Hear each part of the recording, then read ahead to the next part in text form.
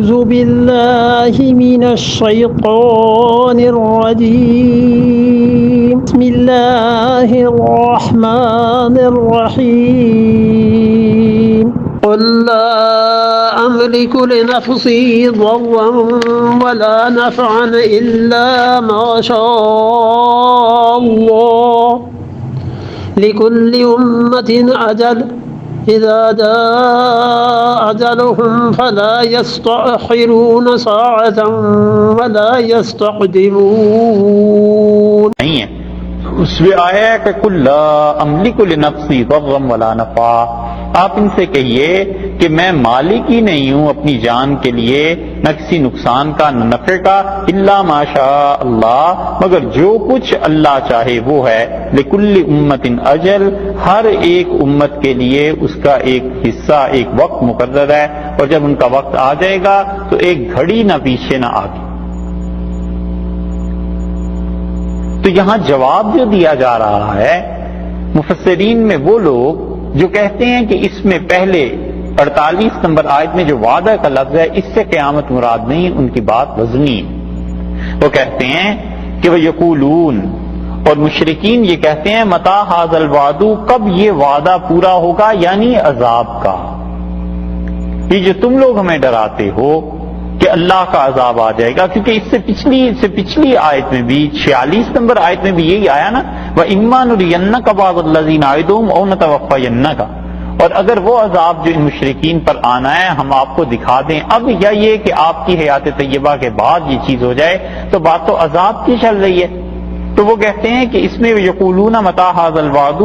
کہ یہ پوچھتے ہیں کہ کب یہ وعدہ پورا ہوگا، تو یہ عذاب کے وعدے کے بارے میں دریافت کیا جا رہا ہے، نہ کہ قیامت کے بارے میں۔ ان کنتم صادقین، اگر تم سچے ہو، تو اس کا مطلب یہ ہوا کہ یہاں پر صادقین کا لفظ جمع ہے، تو یہ بالعموم صحابہ کرام رضی اللہ عنہم سے بھی اور رسول اللہ صلی اللہ علیہ وسلم سے بھی کفار یہ سوال پوچھتے تھے، اس لیے یہاں پر فرد واحد مراد نہیں بلکہ پوری جماعت مراد ہے۔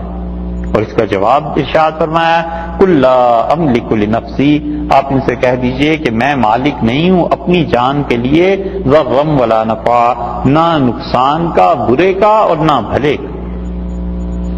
اور حضور اقدس صلی اللہ علیہ وسلم کو کئی ایک نقصانات کا سامنا کرنا پڑا ہے، اگر ان کے اپنے اختیار اور بس کی بات ہوتی تو رسول اللہ صلی اللہ علیہ وسلم کو وہ نقصان نہ ہوتے۔ کتنی ہی ایسی چیزیں جن پہ برملا آپ نے صدمے کا اظہار فرمایا ہے، جس پہ آپ نے بد دعا بھی دی ہے، لیکن اس کے باوجود جو ہونا تھا وہ اللہ کی طرف سے تھا، وہ ہو کے رہا۔ نبی کریم صلی اللہ علیہ وسلم کے ساتھ احد کا جو معاملہ ہوا ہے یہ اس کی بہت بڑی مثال ہے کہ احد میں رسول اللہ صلی اللہ علیہ وسلم نے اپنے چچا سے حمزہ رضی اللہ عنہ کی شہادت پہ فرمایا کہ اگر 70 آدمی حمزہ آپ جیسے ہوتے، حسب نسب کے اعتبار سے اور شجاعت اور قوت کے اعتبار سے، اور میں اللہ کا رسول نے اپنے ہاتھ سے قتل کرتا، تو بھی وہ جو میرے دل میں اس کا دکھ ہے وہ ختم نہ ہوتا۔ اسی طرح رسول اللہ صلی اللہ علیہ وسلم کے سامنے ان کی صاحبزادیوں کا انتقال ہو گیا، حضرت زینب رضی اللہ عنہا کا انتقال ہوا ہے، حضرت ام کلثوم کا، رقیہ کا رضی اللہ عنہن، لیکن ظاہر ہے کہ اللہ کی ایک تقدیر تھی جو پوری ہوئی ہے۔ بدر میں رسول اللہ صلی اللہ علیہ وسلم گئے ہیں باوجود اس کے کہ لوگوں کی ضرورت تھی، اور رسول اللہ صلی اللہ علیہ وسلم نے حضرت عثمان رضی اللہ عنہ کو مدینہ منورہ چھوڑا اور آپ نے فرمایا کہ اپنی بیوی کے پاس رہو۔ اور واپسی جب ہوئی ہے تو ام کلثوم رضی اللہ عنہ کا انتقال ہو گیا تھا، اور رسول اللہ صلی اللہ علیہ وسلم اپنی صاحبزادی کی قبر مبارک پہ گئے ہیں۔ یہ چیزیں تھیں تو ارشاد فرمایا جا رہا ہے کہ تم مجھ سے عذاب کا پوچھتے ہو کہ عذاب کب آئے گا، کیا میرے ہاتھ میں عذاب ہے، کیا اتنی بڑی چیز میں تم پہ نازل کر دوں گا؟ میرا تو حال یہ ہے کہ اپنی جان کے لیے اگر کوئی نقصان ہے تو میں دور نہیں کر سکتا، اور اگر کوئی نفع پہنچتا ہے تو میرے اپنے اختیار میں نہیں، اللہ کے بس میں ہے، اللہ کے قبضے میں ہے، جو نفع وہ مجھے پہنچانا چاہے، الا ما شاء اللہ، یہ برا اور بھلا یہ دونوں چیزیں جو اللہ چاہتا ہے وہ ہوتا ہے۔ اس لیے کامل اختیار اللہ کا ماننا یہ ضروری ہے. اور اسی وجہ سے حدیث میں آیا ہے کہ ایک آدمی نے رسول اللہ صلی اللہ علیہ وسلم کے سامنے یہ جملہ کہہ دیا تھا کہ ما شاء اللہ و ما شاء محمد، جو اللہ چاہے اور جو محمد صلی اللہ علیہ وسلم چاہیں وہ ہوگا. ہمارے ہاں بھی بہت سے لوگ کہتے ہیں کہ جو اللہ اور اللہ کا رسول چاہے وہ ہوگا، اور جو اس سے بھی آگے چلے جاتے ہیں وہ کہتے ہیں جو اللہ اس کا رسول حضرت غوث پاک چاہیں گے وہ ہوگا. یہ ابھی تک تو تیسرا ہی درجہ آیا. اور رسول اللہ صلی اللہ علیہ وسلم سے اس آدمی نے کہہ دیا جو اللہ چاہے اور جو محمد صلی اللہ علیہ وسلم چاہیں گے، تو حدیث میں آتا ہے رسول اللہ صلی اللہ علیہ وسلم اس کا کندھا پکڑ لیا اور جھنجھوڑا اسے اور فرمایا جعلتنی للہ ندا، تم مجھے خدا کا شریک بنا رہے ہو.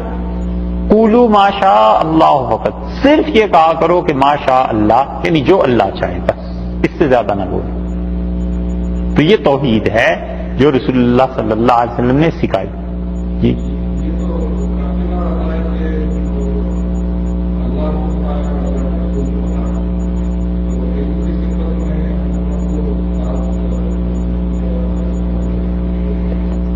جی حدیث میں یہ لفظ آتے ہیں کہ اللہ اور اس کے رسول صلی اللہ علیہ وسلم بہتر جانتے ہیں، یعنی جو سوال پوچھا جا رہا ہے اس کا جواب اللہ جانتا ہے، آپ جانتے ہیں. وہ علم کے متعلق ہے، اختیار کے متعلق نہیں. اور علم بھی وہ جس کا یعنی رسول اللہ صلی اللہ علیہ وسلم کو وحی کے ذریعے بتا دیا جائے گا، بس اس نظریے سے کہتے تھے. وگرنہ جہاں تک اللہ کی صفات میں شرکت کا تعلق ہے، اس کی دوسری بڑی مضبوط دلیل یہ ہے کہ ایک آدمی نے خطبہ دیا، جمعے کا خطبہ دیا، تقریر کی، اور اس نے کہا کہ جس نے اللہ اور رسول صلی اللہ علیہ وسلم کی اتباع کی اس نے ہدایت کی راہ پائی،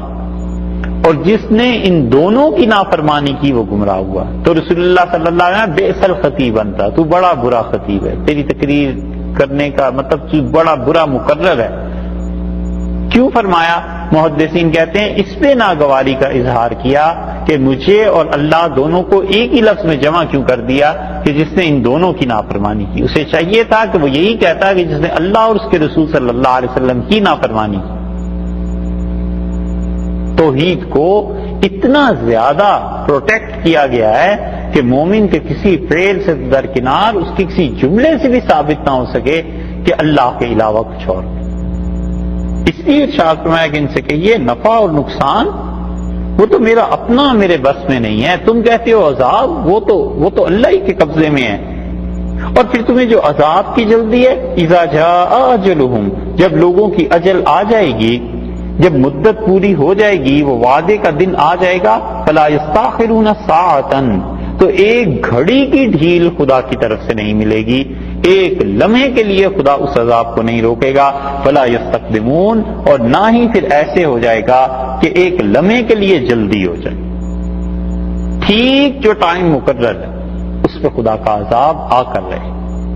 اسی لیے پچھلے انبیاء علیہ الصلوۃ والسلام کی اقوام میں اللہ کو جو عذاب آیا ہے فرشتوں نے آ کے بتا دیا کہ اس قوم پر اس وقت عذاب آنا ہے، اور ٹھیک اسی وقت پہ عذاب آ گیا. حضرت لوط علیہ الصلوۃ والسلام کا قصہ آگے 2 صورتوں کے بعد آپ دیکھیں گے، بلکہ اگلی صورت میں سورہ ہود میں بھی